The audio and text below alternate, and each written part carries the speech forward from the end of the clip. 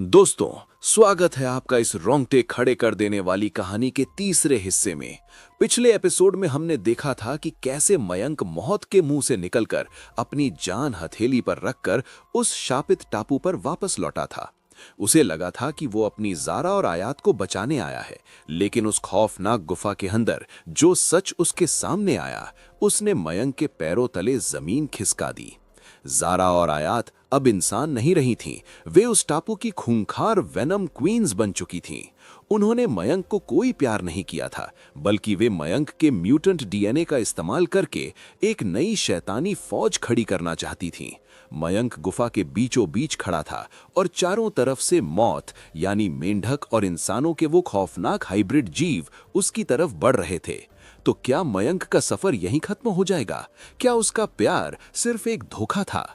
चलिए कहानी को वहीं से आगे बढ़ाते हैं। गुफा में सन्नाटा था, सिर्फ उन दरिंदों के रेंगने और फुफकारने की आवाजें गूंज रही थीं।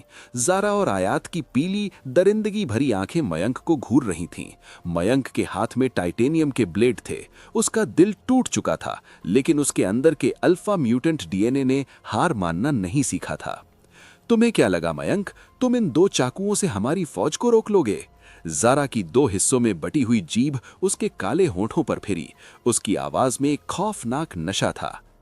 मैं तुम्हें मारना नहीं चाहता जारा, मयंक ने दांत पीसते हुए कहा, लेकिन मैं तुम्हारा गुलाम भी नहीं बनूंगा। इससे पहले कि वो हाइब्रिड जीव मयंक पर छलांग लगाते, मयंक ने अपनी बेल्ट से दो high intensity flash bang grenade निकाले और जमीन पर पटक दिए। बूम!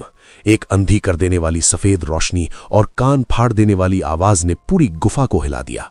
वो म्यूटेंट जीव जो अंधेरे में रहने के आदी थे, दर्द से चीखने लगे और अपनी आंखें मसलने लगे। जारा और आयात भी एक पल के लिए पीछे हट गईं। यही वो मौका था। मयंक की रगों में बिजली दौड़ गई। उसने अपनी बेल्ट से ग्रैपलिंग हुक निकाला और उसे गुफा की ऊपरी चट्टान पर फायर कर दिया। हुक फंसा और मयंक एक झटके में हवा में उड़ता हुआ उन दरिंदों के सिर के ऊपर से निकलकर गुफा के बाहर जंगल में जा गिरा। पकड़ो उसे, वो जिंदा चाहिए मुझे! गुफा के अंदर से आयात की चीख गूंजी, जो अब किसी इंसान की नहीं बल्कि एक खूंखार जानवर की दहाड़ लग रही थी। मयंक पूरी ताकत से उस नीले चमकते जंगल में भागने लगा। उसके फेफड़े जल रहे थे, लेकिन वो रुक नहीं सकता था। पीछे से पेड़ों की डालियों के टूटने और उन तेज तर्रार जीवों के कूदने की आवाजें आ रही थी। मयंक की नजरें धुंधला रही थी। अचानक ऊपर से एक साया सीधे मयंक के सीने पर आ गिरा। मयंक झटके से जमीन पर गिरा। उसने देखा कि जो साया उस पर गिरा था वो कोई और नहीं बल्कि जारा थी। जारा का हरा और बैंगनी चमकता हुआ शरीर मयंक के ऊपर था। उसने अपने नुकीले नाखूनों वाले हाथों से मयंक की दोनों कलाइयों को जमीन पर जकड़ लिया था। उसकी ताकत किसी आम इंसान से 10 गुना ज्यादा थी। मयंक ने छटपटाने की कोशिश की, लेकिन तभी आयात भी वहां आ गई। आयात धीरे धीरे रेंगती हुई मयंक के करीब आई और उसने अपना ठंडा हाथ मयंक के चेहरे पर रख दिया। तुम भाग नहीं सकते मयंक, तुम हमारे हो। आयात ने मयंक के कान के पास अपने होंठ ले जाकर फुसफुसाया। उसकी सांसों में तेजाब की हल्की सी महक थी, लेकिन फिर भी एक अजीब सा सम्मोहन था।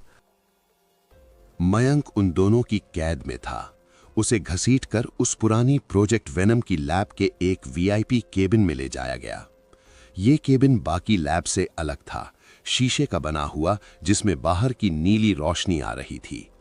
मयंक को वहां एक भारी लोहे की कुर्सी से बांध दिया गया। रात का सन्नाटा छा चुका था। मयंक कुर्सी पर बंधा था। तभी शीशे का दरवाजा खुला। जारा और आयात अंदर आईं। इस बार उनके साथ कोई दरिंदा नहीं था। मयंक ने अपना सिर ऊपर उठाया। दोनों के चेहरे पर वही म्यूटेंट कवच था, लेकिन बाहर की नीली रोशनी में उनके चेहरों के कुछ हिस्से अभी भी वैसे ही लग रहे थे जैसे वे उस क्रूज पर थे, खूबसूरत, मासूम और दिलकश। जारा मयंक के बिल्कुल करीब आ गई। उसने अपनी उंगलियों से मयंक की शर्ट के बटन खोले और अपने ठंडे हाथों को मयंक के गर्म कसरती सीने पर फेरने लगी। मयंक के शरीर में एक सिहलन दौड़ गई। तुम्हारे दिल की धड़कन बहुत तेज है मयंक, जारा ने मयंक की आंखों में देखते हुए कहा। मुझसे डर लग रहा है या मेरे इस रूप में भी तुम्हें मुझसे प्यार आ रहा है? मयंक ने अपनी आंखें बंद कर लीं। मुझे पता है तुम दोनों के अंदर अभी भी मेरी जारा और मेरी आयात जिंदा है। वो ज़ारा जिसने अपनी जान की परवाह किए बिना आयात को बचाया था, वो आयात जो महीनों मेरा इंतजार करती रही। आयात मयंक के पीछे जाकर खड़ी हो गई। उसने अपनी बाहें मयंक के गले में डाल दी और अपना गाल मयंक के गाल से सटा दिया। वो इंसानियत कमजोरी थी मयंक, अब हम ताकतवर हैं। बस एक बार खुद को हमें सौंप दो, हमारे साथ मिल जाओ। मयंक ने अपनी बंधी हुई कलाइयों पर जोर डाला, लेकिन उन्हें तोड़ने के लिए नहीं, बल्कि ज़ारा के हाथों को पकड़ने के लिए। मयंक ने बहुत कोमलता से ज़ारा के उस म्यूटेंट हाथ को अपने चेहरे पर रखा। तुम्हें याद है ज़ारा, क्रूज पर वो रात जब तुमने मुझसे कहा था कि तुम्हारे पास सब कुछ है लेकिन सच्चा प्यार नहीं? क्या ये वही सच्चा प्यार है, मुझे अपना गुलाम बनाकर? मयंक की आंखों से एक आंसू छलककर ज़ारा के हाथ पर गिरा। वो आंसू जैसे ही ज़ारा की ठंडी त्वचा पर पड़ा, ज़ारा का शरीर अचानक कांप उठा। उसकी पीली आंखों की पुतलियां एक पल के लिए सिकुड़ीं और फिर से इंसानों जैसी हो गईं। ज़ारा के चेहरे पर एक अजीब सा दर्द उभर आया। मयंक के प्यार की गर्माहट, उस एक आंसू की सच्चाई ज़ारा के अंदर के उस शैतानी जहर से लड़ रही थी। आयात जो मयंक को पीछे से जकड़े हुई थी, उसने मयंक की गर्दन पर अपने होंठ रख दिए। वो मयंक को चूमने लगी, लेकिन वो चुंबन किसी जानवर का नहीं था। उसमें एक तड़प थी, एक प्यास थी। मयंक ने महसूस किया कि आयात की सांसें अचानक गर्म हो गई हैं। वो कांप रही थी। मयंक, आयात के मुंह से बहुत धीमी और टूटी हुई आवाज निकली। हमें बहुत दर्द होता है मयंक। उन दोनों के अंदर का इंसान अभी मरा नहीं था। वो जहर की परतों के नीचे कहीं बहुत गहराई में दबा हुआ था। मयंक के प्यार का एहसास, उसके जिस्म की छुअन उन लड़कियों के दिमाग पर पड़ी जहर की जंजीरों को पिघला रही थी। ज़ारा मयंक के होठों के करीब आई। उनकी सांसें आपस में टकराने लगीं। मयंक ने भी खुद को नहीं रोका। वो जानता था कि यही वो पल है जहां प्यार मौत के इस जहर को हरा सकता है। उनके होठ मिले। उस चुंबन में डर था, खौफ था, लेकिन बेइंतहा मोहब्बत भी थी। ज़ारा की आंखों से भी एक आंसू निकलकर मयंक के गाल पर आ गिरा। लेकिन तभी अचानक ज़ारा ने मयंक को जोर से पीछे धक्का दिया। वो अपना सिर पकड़कर चीखने लगी। नहीं नहीं, तुम हमारे दिमाग से खेल रहे हो मयंक। ज़ारा की आंखें फिर से पूरी तरह पीली और खोखार हो गईं। आयात भी झटके से पीछे हट गई। उसकी आंखों में फिर से वही दरिंदगी लौट आई। वो इंसानी एहसास बस कुछ पलों का था। जहर वापस उन पर हावी हो गया था। हम कमजोर नहीं पड़ेंगी आयात, ज़ारा गुर्राई। कल सुबह का सूरज निकलने से पहले तुम्हारे अंदर का ये प्यार खत्म हो जाएगा और तुम सिर्फ हमारे अल्फा बनोगे। ये कहकर दोनों वहां से तेजी से निकल गईं और शीशे का दरवाजा बाहर से लॉक कर दिया। मयंक वहां अकेला रह गया था। उसकी धड़कनें बेकाबू थीं। वो समझ गया था कि ज़ारा और आयात अभी भी बचाई जा सकती हैं, लेकिन उन्हें किसी ने पूरी तरह से कंट्रोल किया हुआ है। उनके अंदर ये जहर खुद ब खुद काम नहीं कर रहा, बल्कि कोई इसे ऑपरेट कर रहा है। रात गहरी हो चुकी थी। मयंक ने अपनी म्यूटेंट ताकत का इस्तेमाल किया। उसने अपनी कलाइयों को इतना मोड़ा कि उसकी हड्डियां खट-खट करके अपनी जगह से खिसक गईं और उसने खुद को उन लोहे की जंजीरों से आजाद कर लिया। दर्द भयानक था, लेकिन मयंक का शरीर अब मिनटों में खुद को हील कर लेता था। वो चुपचाप केबिन में कुछ ढूंढने लगा। ये कमरा इस लैब के बाकी कमरों से अलग था। यहाँ एक पुरानी लकड़ी की टेबल थी जो अभी तक सड़ी नहीं थी। मयंक टेबल के पास गया। टेबल के नीचे उसे एक अजीब सा उभरा हुआ हिस्सा लगा। उसने अपनी उंगलियों से उस लकड़ी के पैनल को जोर से खींचा। क्रैक की आवाज के साथ पैनल टूट गया और अंदर एक खुफिया दराज निकल आई। उस दराज के अंदर एक पुरानी लेकिन बहुत अच्छी तरह से रखी हुई काले चमड़े की डायरी थी। मयंक ने डायरी निकाली। उस पर बहुत पुरानी सोने की स्याही से कुछ लिखा था। मयंक ने पन्ने पलटने शुरू किए। जैसे जैसे वो पन्ने पढ़ रहा था, उसके माथे पर पसीना आने लगा। उसके चेहरे का रंग उड़ गया। डायरी में प्रोजेक्ट वेनम का पूरा कच्चा चिट्ठा था, लेकिन चौंकाने वाली बात यह थी कि ये मेंढकों पर किया गया प्रयोग कभी हथियार बनाने के लिए था ही नहीं। डायरी के पन्नों पर लिखा था, दुनिया इंसानों की गंदगी से भर चुकी है। इंसान इस धरती के लायक नहीं बचे। हमें एक ऐसी परफेक्ट नस्ल की जरूरत है जो ताकतवर हो, जिसे बीमारियां ना छू सकें और जो सिर्फ एक आवाज का हुक्म माने। ज़ारा और आयात के शाही खून ने मेरे जहर को परफेक्शन दे दिया है और अब मुझे सिर्फ एक ऐसे लड़के की तलाश है जो इस एवोल्यूशन को पूरा कर सके। मयंक की सांसें अटक गईं। इसका मतलब क्रूज का डूबना, उनका इस टापू पर आना और फिर ज़ारा और आयात का ये हाल होना, ये कोई इत्तेफाक नहीं था। ये सब किसी की रची हुई एक बहुत बड़ी शैतानी साजिश थी। ज़ारा और आयात तो खुद इस साजिश का शिकार थीं। मयंक ने कांपते हुए हाथों से डायरी का आखिरी पन्ना पलटा। वहां डायरी लिखने वाले का नाम और उसका मकसद साफ अक्षरों में लिखा था, ये मेरा द अल्टीमेट सपना है और इसे कोई नहीं रोक सकता। मिस्टर लूपमैन। मिस्टर लूपमैन, मयंक ने बुदबुदाया। कौन है ये इंसान? क्या ये वही है जो आज भी इस टापू पर बैठकर ज़ारा और आयात के दिमाग को कंट्रोल कर रहा है? तभी मयंक के ठीक पीछे केबिन के उस शीशे के बाहर एक परछाई उभरी।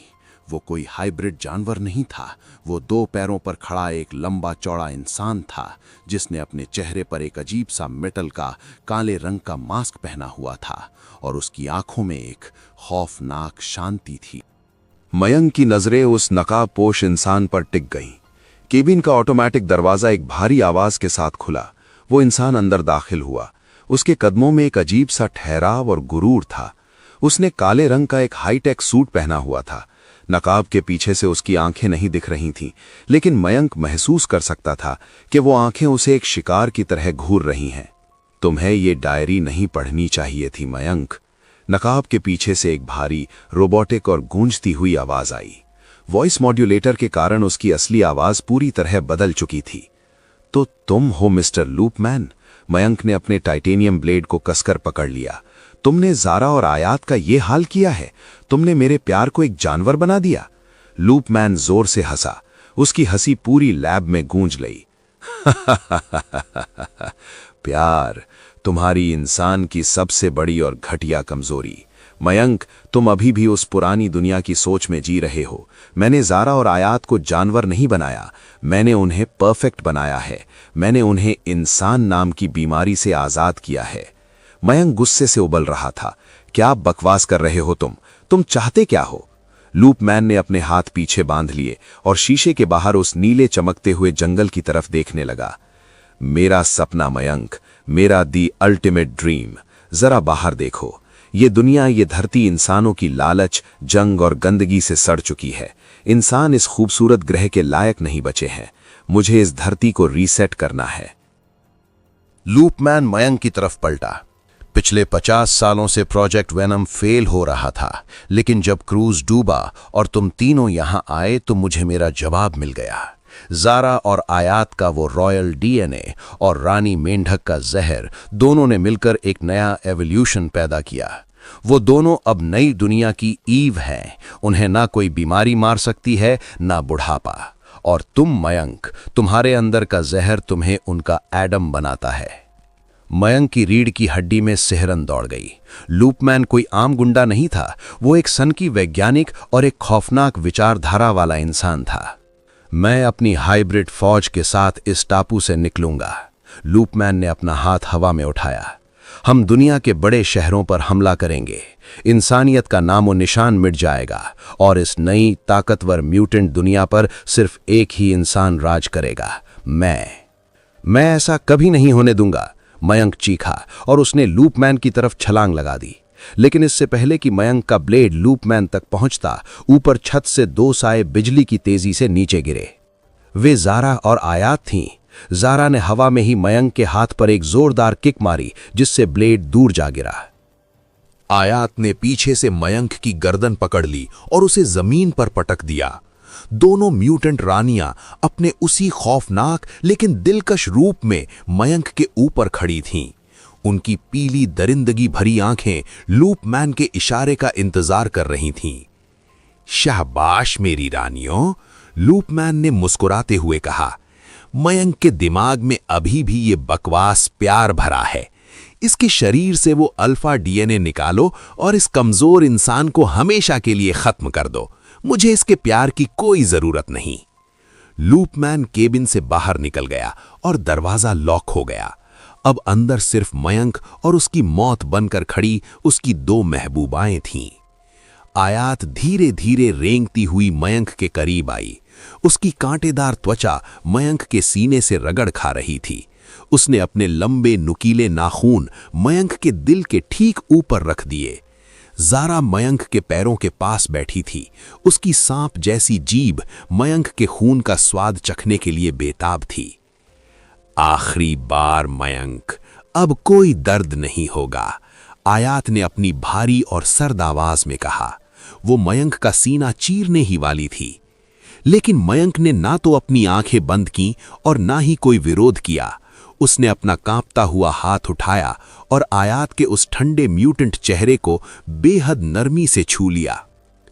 अगर मेरी मौत तुम्हारे हाथों लिखी है आयात, तो मुझे मंजूर है, मयंक ने आयात की उन खौफनाक पीली आंखों में सीधा देखते हुए कहा।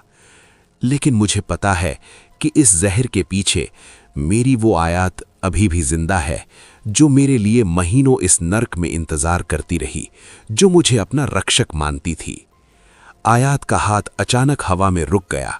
उसके नुकीले नाखून, जो मयंक का सीना फाड़ने वाले थे, कांपने लगे। मयंक ने अपनी नजरें ज़ारा की तरफ घुमाई। और तुम ज़ारा, तुम मुझे मारना चाहती हो? उस क्रूज की आखिरी रात याद है, जब तुमने मुझसे कहा था कि दुनिया की दौलत तुम्हारे कदमों में है, लेकिन तुम्हें सिर्फ एक सच्चा इंसान चाहिए जो तुम्हें प्यार कर सके। मैंने किया था ज़ारा, मैं वापस आया हूं सिर्फ तुम्हारे लिए। अचानक केबिन का तापमान बदलने लगा। ज़ारा और आयात, जो लूपमैन के कंट्रोल में रहकर मयंक को मारने आई थीं, उनके शरीर अजीब तरह से छटपटाने लगे।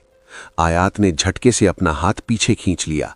वो सांस लेने के लिए तड़प रही थी, जैसे उसे अस्थमा का दौरा पड़ गया हो। ज़ारा ने अपने सिर को जोर से पकड़ा और वो पीछे की तरफ गिर गई। आह नहीं, मेरे दिमाग से निकलो, ज़ारा चीखने लगी। वो अपने अंदर पनप रही उन 2 अलग अलग ताकतों से लड़ रही थीं। एक तरफ लूपमैन का वो शैतानी जहर था जो उन्हें दरिंदा बना रहा था, और दूसरी तरफ मयंक का वो सच्चा निस्वार्थ प्यार था जो उनके इंसानी डीएनए को वापस जगा रहा था। मयंक जमीन से उठा। उसने दोनों को अपनी बाहों में भर लिया। मैं यहीं हूं, मैं कहीं नहीं जा रहा, मयंक ने फुसफुसाते हुए कहा। ज़ारा ने अपने कांटेदार हाथों से मयंक की शर्ट को कसकर पकड़ लिया। उसकी पीली आंखों की पुतलियां बार बार फैल और सिकुड़ रही थीं, और फिर चमत्कार हुआ। ज़ारा की आंखों का वो पीला रंग कुछ पलों के लिए गायब हो गया और उसकी असली खूबसूरत काली आंखें वापस आ गईं। उसकी आंखों से आंसुओं की एक धार बह निकली।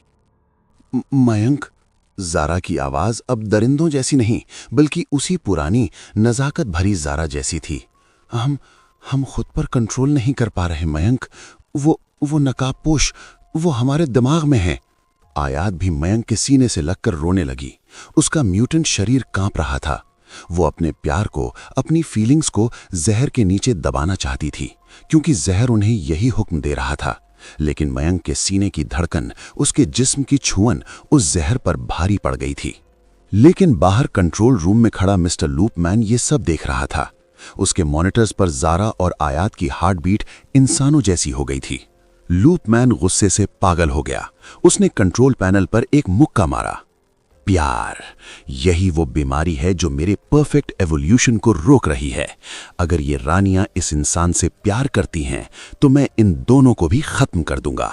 लूपमैन ने एक लाल रंग का सायरन बटन दबा दिया। पूरी लैब में लाल रंग की फ्लैशलाइट्स चलने लगीं। केबिन के बाहर के सारे दरवाजे खुल गए और कुछ ही सेकंड्स में सैकड़ों की तादाद में वो भयानक तेजाब उगलने वाले रानी मेंढक के बच्चे और हाइब्रिड म्यूटेंट जीव केबिन की तरफ दौड़ पड़े।